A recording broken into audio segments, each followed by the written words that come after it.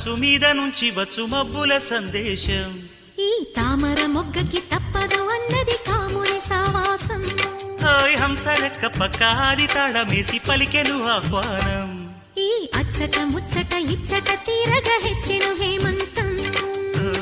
ప్రియమగు ప్రియురాల చంపకు విరహాల విరిసిన పరువాల పిలిచిన మధుబాల.